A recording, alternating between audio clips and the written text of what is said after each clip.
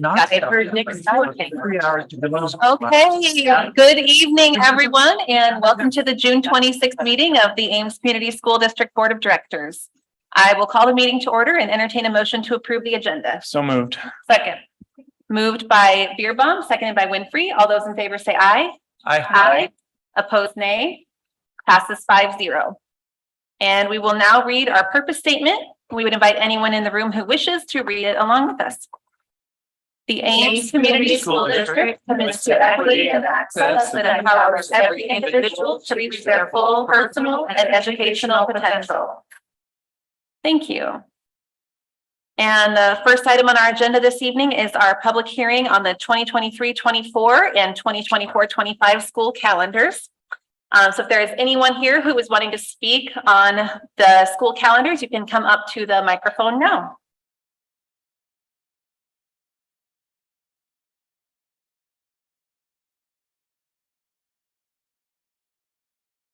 Okay, seeing none, I will close the public hearing and we'll move on to our celebrations and recognitions. And first this evening, we will recognize Ames High Girls Golf, and I will turn it over to Amy DeLashman.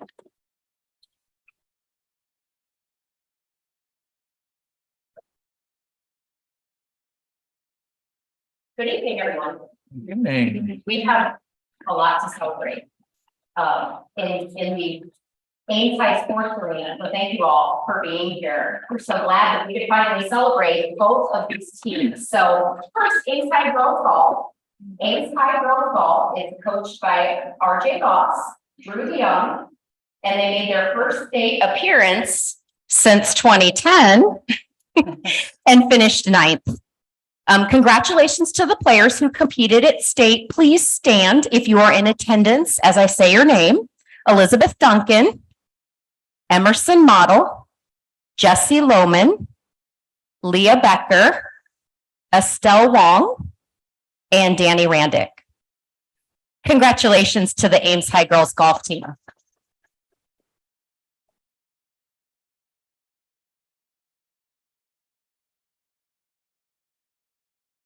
And next, we would like to recognize Ames High Boys Soccer.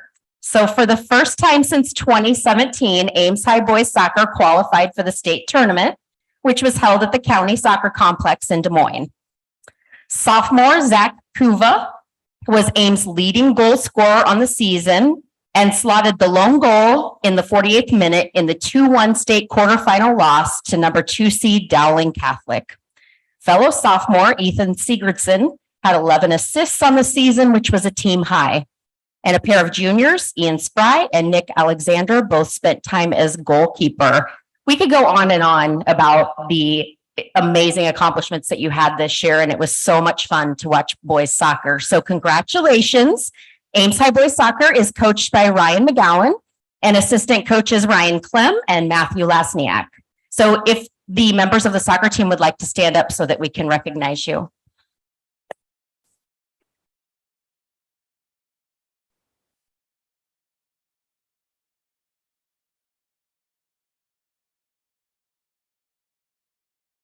Congratulations to both teams and thanks for joining us tonight.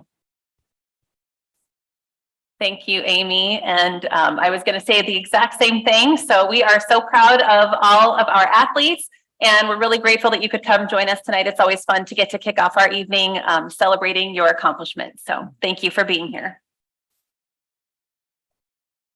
Okay, we will move on now to our discussion items. First on the agenda is the board committee update. And we'll start with the facilities committee. Do you have a? I guess that falls to me, doesn't Yes. it? I don't think they wanted to stay for your facilities. Yeah. So the Ames High construction update was a majority of the discussion. There was an issue where we had to have a special meeting because the sanitary line had needed to be replaced really quickly to avoid delays. And then you can see the rest of the discussion, and the Pebble budget documents were adjusted and they're on this agenda for approval based on some discussions there. But if anybody has any questions, I can answer. Otherwise, a lot of details are in the notes. All right, thank you. And policy committee.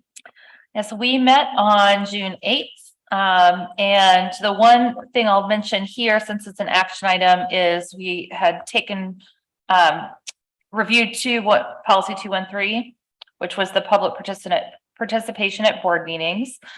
We had discussed whether we wanted to keep the public comment section under each discussion item, or discussion items, or just have a one-off public comment.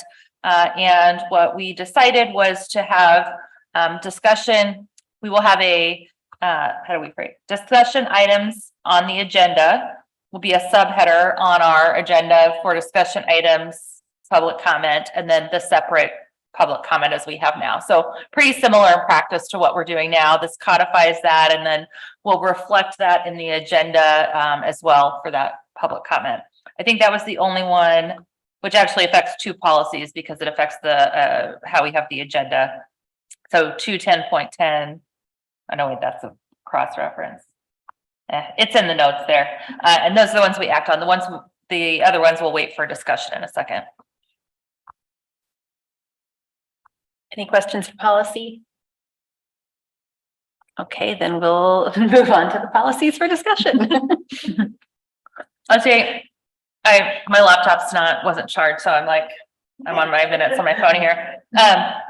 But I did have time to review this before. Most of these changes are just recommended changes based on ISB models and some updates. A few also that were updates required by law. I don't think there's anything that is particularly new, any change in practice really. That's not something that we have to do by law, or really even change in what we already do. But if there are questions on specific ones, I'm happy to answer any questions.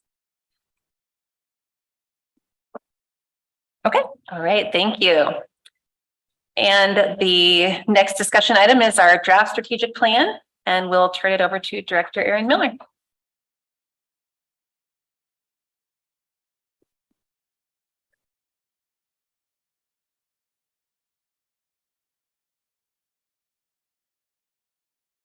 Well, good evening. I don't normally get to talk to you about this. Normally it's Jeff, so I'm happy to be able to fill in. What you see up attached to the agenda is the draft strategic plan. I think it's similar to maybe versions that you've seen before. I wanted to take a minute and talk about a couple of sections. So under the beliefs section, you'll see a little bit of highlighting. And so there's an opportunity for the board to help us with some final language. The strategic planning team met to draft the beliefs all the way back in the winter. It was really cold outside in Raymond Gardens. We spent a lot of time trying to really make sure that we had the right language around the belief statements. And through a lot of discussion, we weren't able to come to consensus in the room that day.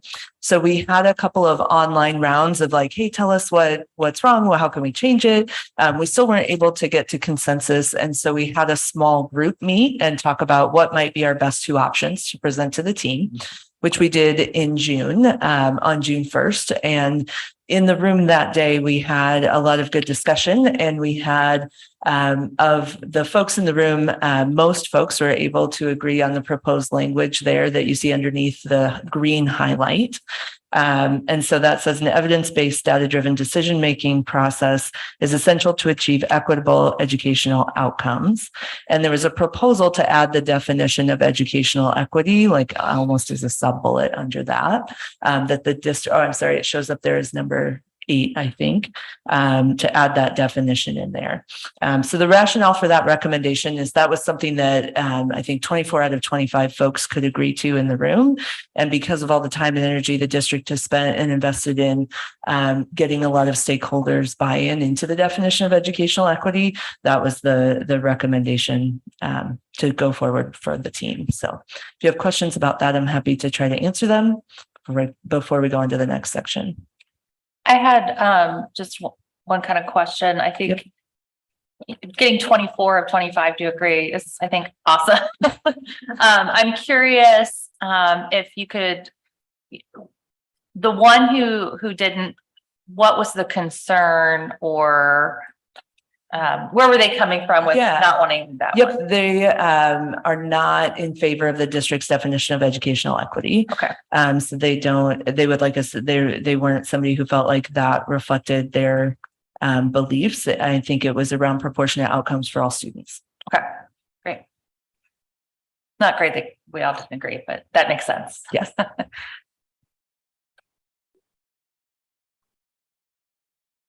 So I guess a procedural question. Are you looking for feedback on this to know what to bring in the final draft then for board approval? Maybe. I know that the agreement in the room that day would be the board's decision about what the final language on this belief statement would look like. So I don't know. And we all already submit, I think everybody, I assume everybody here also submitted feedback online. Probably to late Dr. last Lawson. week. Yes. Mhm. So we've all, I don't know if it's exactly voting, but we've all weighed in already with our own private thoughts. Excellent. So. Yeah, so we provided feedback to Dr. Lawson for him to then incorporate into a recommendation, Right, each as individual board members. So, right. but I think at the board table, if folks could weigh in with their thoughts, it's probably what's most helpful for the district to move forward, because they do want to know, since it's on as a discussion item, then what to bring back for sure. Is this what the board wants them to bring back as an action item? So I would say that Alan's, Elisa's and my vote, is already reflected in that 24-1. We were in the 24, so. I'd say I would support the recommendation of the 24. If the primary concern I hear, if that person's not doesn't agree with our definition of educational equity, I understand that, but that is our definition of educational equity that we've already kind of that we have signed off on as a board. So I would say if we propose the 7 as listed with the 24-1, that would be great. That's what I would support. Same here. Okay, thank you. I agree. I shall bring that back to Dr. Hawkins and Dr. Lawson. Thank you. Are there any other questions on that part for Erin? Okay. Can you please remind me of what the process is going forward now? Yes, my understanding is that we will bring this back for a vote on July 17th. 17th, okay. Yes. Cool. And then we're gonna have a work session about it too, or not? No, there will not be a work session. Okay, right. Okay, thanks. All right. The other section that I just wanted to review is the objective section. So in this section now, you'll see specific strategies that are listed from the plan. And I think if you have questions about any of these, I'm happy to try to answer them. That would help you as you're thinking about your vote on the 17th.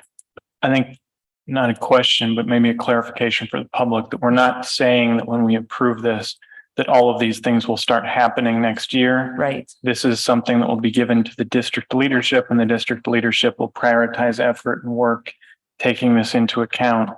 I think that's important so that people understand that part. Yes. Though it's also the case that Dr. Lawson feels a lot of urgency to accomplish a lot of these things. So they're not all going to happen next year, but we will be working hard on them. We will be working hard on some of them yet to be brought to us. Yeah. I was very pleased with what we read. I'm excited for the strategies to be implemented. Mhm. Me too. Okay, Excellent. thank you, Director Miller. All right, and we do have someone signed up to speak under our discussion items, Johnny Becker. I think that, so if you'd like to come up, you can come to the microphone right here, or if you're more comfortable sitting, that's fine too. You can tip it down if you need to. Kind of short. I just want to thank the board and our superintendent for the leadership and having a strategic planning event even occur, and how much public input and considerations were put into making of this plan. I want to let you know that as a participant of that strategic planning collective, we had some very rigorous and some very contentious conversations about what is in the best interest of our children, because I'm a mom in the district. And I just want to say that what was revealed in some of those conversations was that we have a long way to go as a community on uniting about what it looks like to be what's in the best interest of our kids. And I am concerned that the strategic plan we produced is overly ambitious. I think that anything that is pared down from it will need also considerable public comment and consideration for deciding what gets tackled first and what gets tackled later, because usually what gets done later doesn't happen.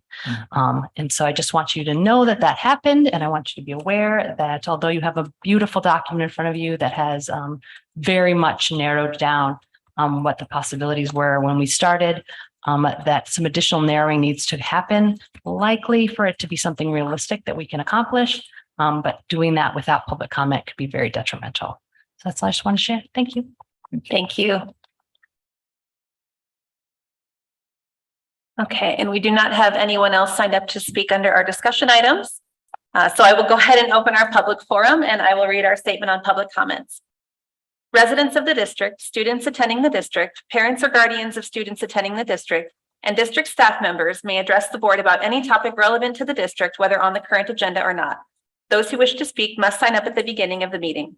Speaker participation is limited to 3 minutes once per item. The views and opinions of citizens addressing the board do not necessarily reflect those of the board, district administration, or staff. Speakers are to remember that Iowa law prohibits the board from discussing specific employees, students, or their performance. Student speakers will state their name and school. Others will state their name and address. And we will start with Tina Minna. Hello. I am actually an employee of the district. I'm an EA. And my concern is I'm so grateful that we had a lead EA this year. And I feel like the work that he did in doing the training for the EAs was incredibly helpful. And also that we were able to be a part of the meetings at the school as, you know, on the training days, as participating in those training. But I noticed that the lead EA is being transferred to a different position. And so my concern is I didn't see somebody else replacing him as a lead EA. And I'm just concerned because I feel like, I mean, I've been in the district 5 years. And I feel like EA retention is incredibly important. We've been short EAs ever since I have worked there. In fact, that's why I came when my granddaughter started. There was constantly, please, we need more EAs. We need more EAs. And I love what I do. But it's just concerning that we have so much turnover, so many people leaving, trying to understand why. And I think that those EA shortages are really causing problems and potentially affecting our Medicaid funding because we don't have enough EAs to fill those positions to sign off on those Medicaid forms. So we're not getting all the funding that we should be getting for the students that we have.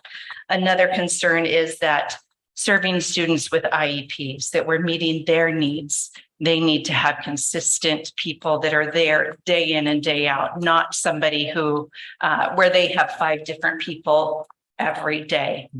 They don't build relationships with EAs that way. So it's really concerning to me that I'm concerned that they're not going to continue with that lead position for EAs, and also that they would not further that. I thought that was a great first step. And I really would love to see it go, you know, further than that, in helping the EAs do their job, hiring EAs, retaining EAs, and kind of closing some of those gaps so that our students get everything that they need. Thanks. Thank you.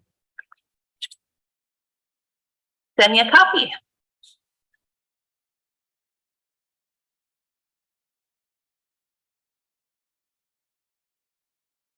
Hello.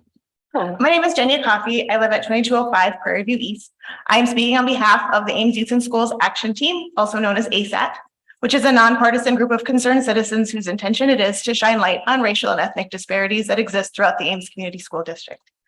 ASAT has some concerns about the board's conversations around changes to the parent-teacher conference schedule for the coming year discussed at the last meeting. ASAT is aware that many parents, especially parents of students who are struggling with academic or behavioral concerns, feel they lack communication from school to home. While we do support the idea of using data to make improvements to the ways we communicate with families around student achievement and problem solving, we are unconvinced that the model proposed would strengthen this already weak area for our district. We noted that the district is attempting to respond to the data they have available. However, during the meeting discussion on this topic, it was observed that historical data beyond a single year was not available for parent-teacher conference attendance rates.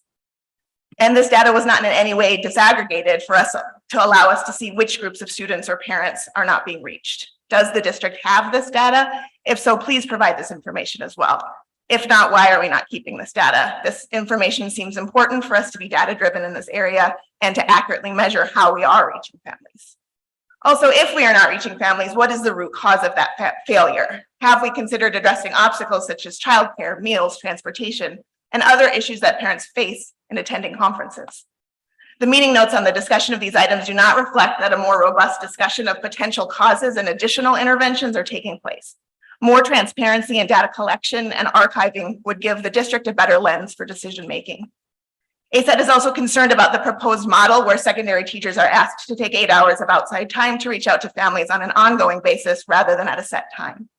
ACSD's questions around this issue are as follows. First, will there be accountability to these measures? For example, who will review 80+ teacher contact logs to verify the effectiveness and impact of these contacts? Second, what guidance or support will teachers be given and how to determine who to contact and how? As there was no clarity around what the success criteria of flexible ongoing teacher-parent contact would be, it is unclear how equity will be considered in the process. Are teachers expected to reach out to every parent, or will they asked to analyze data and make strategic decisions about how to spend their contact time? What about parents who want contact time but are not those parents that have been identified as needing? What happens if a teacher reaches 8 hours logged but has not been able to contact everyone who needs to be contacted or wishes to be contacted? And third, how will this model address existing gaps in communication, such as language translation and parents who cannot be easily reached in the hours the teacher might be available to make contact? We also wonder about the feasibility of teachers preparing to make strategic contacts without any additional preparation, given that the new calendar is removing the preparation time they've been given in the past. Though preparing for a night of back-to-back teacher conferences might look different than preparing for ongoing parent conversations, those conversations still require preparation to be effective. Until there's a stronger plan and better data from which to make a more informed decision, ACSD believes that conferences should not be ended at the secondary level. We ask that if you do approve this calendar, you will also, as a board, call for a clear and transparent plan for how the new system will work, how it will be implemented, what its goal is, and how success will be measured. Simply asking teachers to be flexible and log their hours is not going to lead to equitable results for teachers or students. Thank you. Thank you. Okay, and we do not have anyone signed up to speak via Zoom, so I will go ahead and close our public forum and we'll move on to our consent agenda, and I'll entertain a motion. I move the board approve the consent agenda as presented. Second. Moved by Beerbaum, seconded by Becker, and we'll turn it over to Chris Stenslin for gifts to the district. Always pleased to acknowledge people who have generously donated to the district. We have 50 individuals who wish to remain anonymous, donate $921.40 to the Lunch Hero program. Brian Bates and Christine Stacy Bates, $500 to the Ames High School. United Church of Christ, $167.59 to the Lunch Hero program. Thrivent Pathway Wealth Advisors, $55 to the Hope Pantry. Shohan Yu, $69.30 to the Lunch Hero program. Fanny Fang, $19.85 to the Lunch Hero program. And Katina Van Dyke, $6.10 to the Lunch Hero program. Thank you. It was moved by Beerbaum, seconded by Becker to accept the consent agenda. All those in favor say aye. Aye. Opposed, nay. Passes 5-0. And we'll move on to our action items, beginning with our policies for action. I move the policies, the board approve the policies as presented. Second. Moved by Winfrey, seconded by Beerbaum. Discussion? All those in favor say aye. Aye. Opposed, nay. Passes 5-0. The new Ames High School construction project final acceptance and completion of bid package work. I move the board approve the final acceptance of the work for bid packages number 3-1, interior floor slabs to Absolute Concrete Incorporated. numbers 9-1 and 9-3 gypsum board and acoustical treatments and acoustical ceilings to Hillsbeck Shast Incorporated, and number 21-1 fire suppression to Midwest Automatic Fire Sprinkler Company. Second. Moved by Beerbaum, seconded by Becker. Discussion? All those in favor say aye. Aye. Opposed, nay. Passes 5-0. The new Ames High School construction project change orders. I move the board approve the change orders for the new Ames High School construction project as presented. Second. Moved by Beerbaum, seconded by Smith. Discussion? All those in favor say aye. Opposed, nay. Passes 5-0. Comprehensive assessment plan for 2023-24. I move the board approve the comprehensive assessment plan for 2023-24 as presented. Second. Moved by Winfrey, seconded by Beerbaum. Discussion? All those in favor say aye. Aye. Opposed, nay. Passes 5-0. Materials adoption for advanced placement biology. I move the board approve the purchase of AP edition Campbell Biology 12th edition as presented. Second. Moved by Smith, seconded by Beerbaum. Discussion? All those in favor say aye. Opposed, nay. Passes 5-0. The 2022-23 PEPAL budget. I move the board approve the PEPAL budget as presented. We already have a motion on the table for it. Yes. Oh, yes, I'm sorry. I'm just like sliding right through these. So we had a motion that was tabled to this meeting. So I will take the motion off the table. And then I had tabled it, or I'd moved to table, so we could have continued discussion in committee. That discussion has happened, and Dr. Lawson has worked with Jerry to revise this, and we will continue to have those discussions at committee going forward. But we were satisfied with the outcome of that discussion in committee. Are there any other questions or comments from the board? So Alan, to clarify this, right now what we're approving is changes to the budget for the year that we are concluding in a few days, for the budget year. No? What we're approving here is that there's this routine process where the budget comes each year that has kind of updated projections for future years as far as where money will go. And that's the area we had talked about. Right, yeah. We wanted to talk about making sure playground access improvements got a line item on there. And also there were some things that got reprioritized and categorized a little more clearly. Yeah. Okay. So I understand all of that. I remember all that from our discussion. I was just confused because this was labeled the 22-23 PEPAL budget, but we're approving not only what the budget for the years that is concluding, but the budget for Yeah, the future forecasted years, the part of forecast the for future budget. years. Okay. Okay. And so it was moved by Linkaitis and seconded by Beerbaum. All those in favor say aye. Opposed, nay. Passes 5-0. School calendars, we will begin with the 2023-24 school calendar.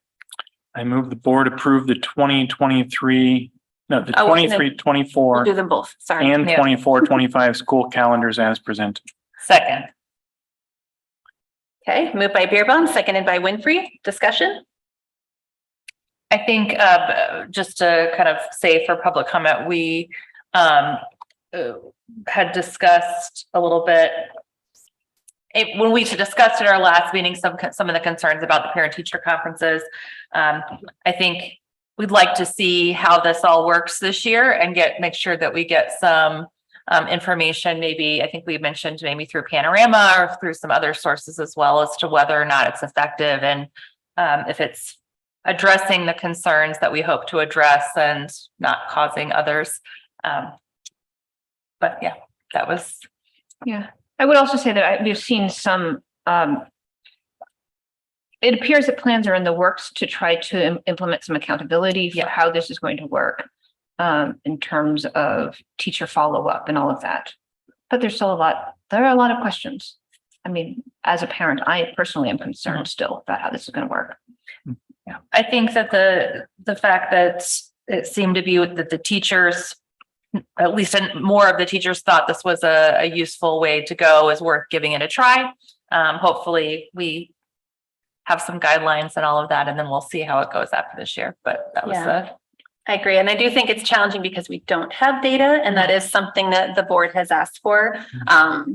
To have that data that we can break down and look at the different populations. Really, we just had the 1 year of whether or not people came. Yeah.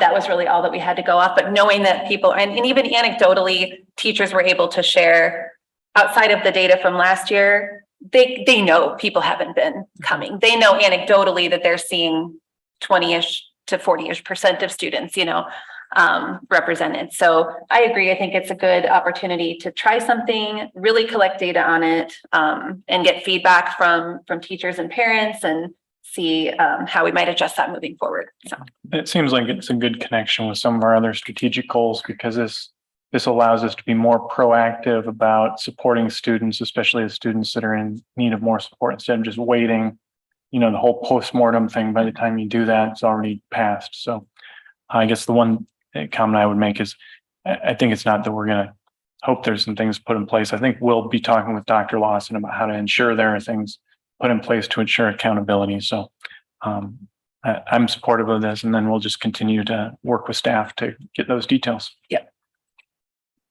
All right. So it was moved by Beerbaum, seconded by Winfrey. All those in favor say aye. Aye. Opposed, nay. Passes 5-0. The 23 Ames CSD Impact 7G Professional Services Agreement. I move the board approve the professional services agreement with Impact 7G for asbestos containing material survey and report at 5 buildings on the 1323 Northwestern property in the amount of $15,370. Second. Moved by Beerbaum, seconded by Winfrey. Discussion? All those in favor say aye. Aye. Opposed, nay. Passes 5-0. Moving on to board and staff items. We'll begin with items from the board. I don't have any requests for staff noted this evening. Any other items from the board? Okay. I think one request for staff we did have was at some point in the future, maybe just to make sure we are collecting that data. We said I have a note to send an email to Jeff and Dr. Hawkins Lawson and Sabrina. And I'm going to put it on my calendar as a reminder for around this time next year to say, oh, yes. Okay. Right. Actually, I do have something I would like to say, which is, we have just approved a schedule of a pay schedule that sets the starting pay for educational assistants, the general EAs, not level 1 and level 2 EAs, but sets the starting rate for them for general EAs at $13.60. And I mean, I voted yes in favor of that. And I just also want to register my continued concern about while I'm glad that we were able to give a pay increase last year, I still think that we are paying under what we need to pay to keep people. And yeah, and then I think that there are concerns about health insurance as well. And this is beyond concerns about living wage and things like that. But I think more than anything, I am concerned about not paying enough to maintain employees. So we've got general EAs we're paying general EAs $13.60, level 1 and level 2 EAs are getting paid $14.05. Level 3 EAs are getting paid $15.60 an hour. Still, no. Being a level 3 EA is a lot of hard work at $15.60 an hour. Yeah. Just wanted to register my concern about that and ask us to continue to think about how we do better as a system. Yeah. Any other items from the board? Okay, and the superintendent isn't here this evening. So we'll go ahead and move on to our board planning calendar. We will have, is the plan, JD, are we still having a regular meeting on the evening of the 17th as well? Yes, okay, so 5 p.m. start. We will have a regular meeting and work session on July 17th. Okay. Any questions or comments on the board planning calendar? Someone's bringing snacks, right? Yes. It'll be a long one. I move we adjourn. I'll let you have that second. Moved by Beerbaum, Like you had seconded a by choice. Winfrey. All those in favor say aye. Aye. Opposed, nay. Passes 5-0. Thank you, everyone, for joining us.